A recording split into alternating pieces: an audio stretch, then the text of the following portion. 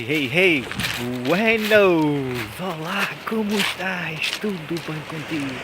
Estou aqui neste sítio espetacular, mesmo aqui à beira-mar. Maravilhoso, está a ficar de noite. São mais ou menos 6 da tarde.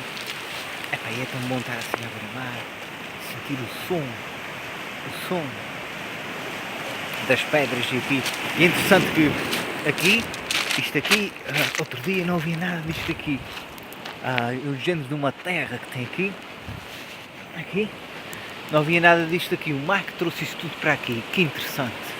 O mar mesmo aqui trouxe esta género de uma areia, mas uma areia assim grossa, muito castiça, olhem, altamente, yeah!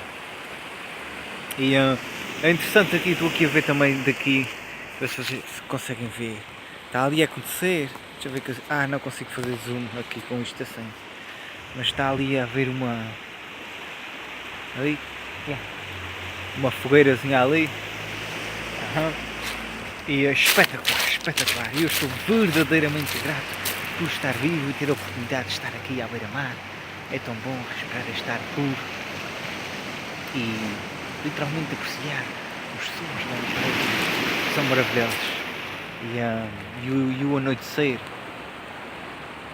a água vai começar ali, muito interessante isto aqui, espetáculo. E eu quero deixar a mensagem que a habilidade que a gente tem de acreditarmos em nós próprios é algo muito importante, eu acho mesmo muito importante. A gente acreditarmos em nós próprios, no nosso potencial, em nós próprios, que a gente consegue fazer aquilo que a gente quiser. A gente temos que acreditar mesmo na gente própria. Isso é tão bom, porque termos confiança em nós próprios muda tudo, muda o paradigma também. Ei, tudo bem?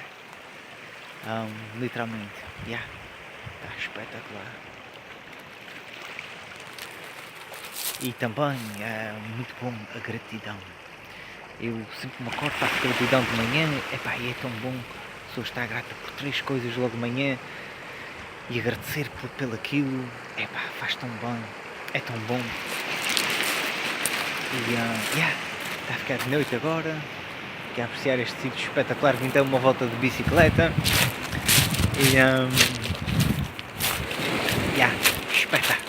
Bom, tenhas uma bela semana em paz, fica bem, acredita sempre em ti e até ao próximo vídeo. Adeus por agora.